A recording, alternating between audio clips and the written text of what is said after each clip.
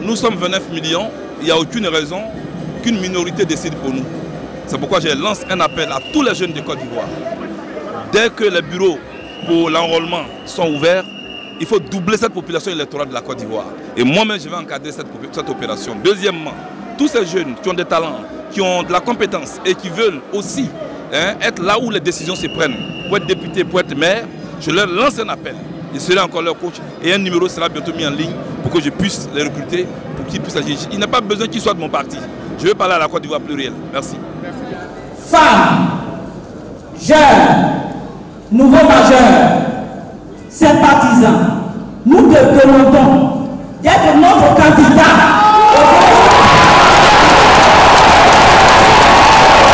Au sein de la majestueuse fondation Félix Houphouët-Boigny de la paix à Yamoussoukro, le 12 mai 2025 restera gravé dans les annales politiques de l'Afrique. C'était le jour où le Congrès panafricain pour la justice et l'égalité des peuples, COJEP, a initié sa toute première entrée politique sous le thème profondément introspectif « Quelle Côte d'Ivoire dans une Afrique en mutation ».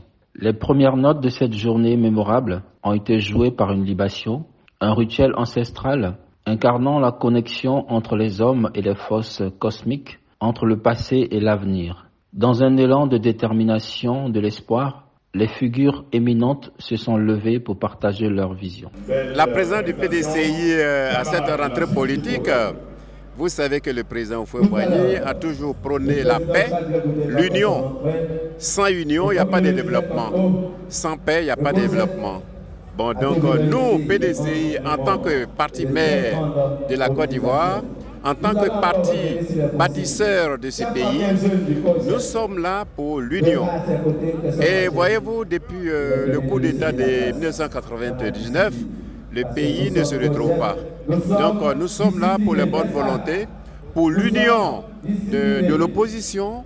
C'est un plaisir pour moi d'assister à cette rentrée politique du COJEP, le parti de M. Charles Blé Goudé, quelqu'un que j'ai connu un peu en Côte d'Ivoire, mais surtout qui a été transformé depuis qu'il est revenu de la CPI.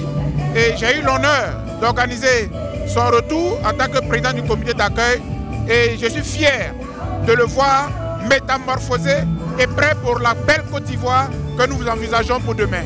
Boga Sako Gervais, président de la FIDOP, a ravivé les souvenirs du retour du président du COJEP en novembre 2022, exhortant à la réconciliation et à la paix dans un pays marqué par les cicatrices de la division. Ces mots résonnaient avec une ferme empreinte de sagesse.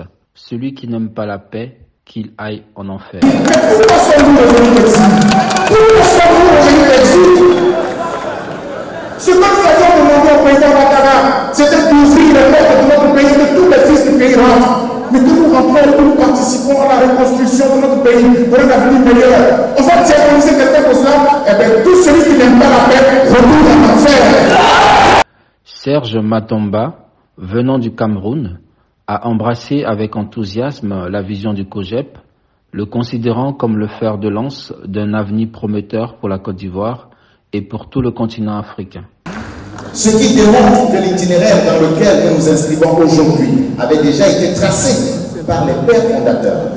Le PURS, mon parti, accompagne aujourd'hui le COJEP dans cette idée de faire de la justice, de l'égalité, une réalité pour les peuples africains. Pulchérie Balé, présidente de l'Alternative citoyenne ivoirienne, a insufflé un souffle nouveau dans la salle, rappelant que l'intérêt supérieur de la nation doit transcender les clivages politiques et ethniques. Son appel vibrant en faveur d'une amnistie nationale et d'une libération de la commission électorale indépendante a trouvé un écho profond parmi les participants. Notre rôle en tant que société civile n'est pas de soutenir un candidat. Donc, nous ne soutenons aucun candidat. Nous venons, nous répondons aux invitations que des Ivoiriens nous adressent, qu'ils soient partis politiques ou non. Le ministre-gouverneur de Yamoussoukro, Augustin Thiam, a accueilli le COJEP avec bienveillance, soulignant l'importance de la démocratie et de l'autonomie des institutions dans la construction d'une société juste et prospère. Depuis son retour de la haine, le président du COJEP a un discours apaisé. Et à travers ses déclarations, il appelle les Ivoiriennes et les Ivoiriennes et tous ceux qui vivent sur le territoire national à la paix, à la réconciliation et au rassemblement.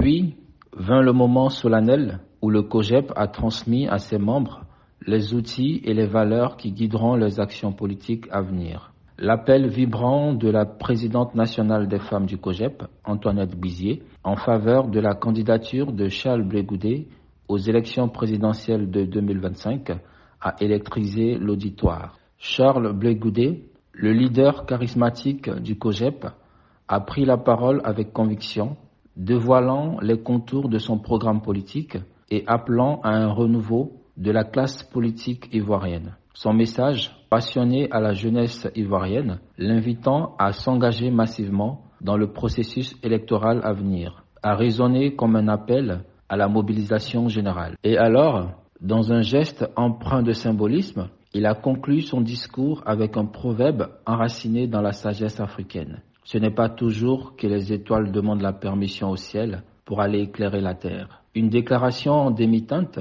laissant planer le mystère sur les intentions électorales, mais affirmant sans équivoque l'importance cruciale du COJEP dans le paysage politique ivoirien. Je suis là ce matin pour représenter la présidente, Dr Simone Yves Gbagbo, qui empêchait à demander que je vais la représenter. Donc, en tant que parti frère, nous sommes venus apporter notre soutien au parti du COJEP, un parti frère avec lequel nous partageons beaucoup de points de vue. Donc, quand il s'agit de l'union et de la solidarité, le MGC ne peut pas être en reste. Donc, nous sommes venus contribuer et participer à notre façon à cet élan de solidarité et d'union avec nos frères du COJEP. Pour la Côte d'Ivoire et même pour l'Afrique. Donc nous ne pouvons qu'encourager dans l'optique, n'est-ce pas, de voir une Côte d'Ivoire portée par ces enfants qui ont le souci du développement et du bien-être social, mais aussi d'une Afrique, n'est-ce pas, qui se veut unie, qui se veut constructive pour le bien de tous les Africains.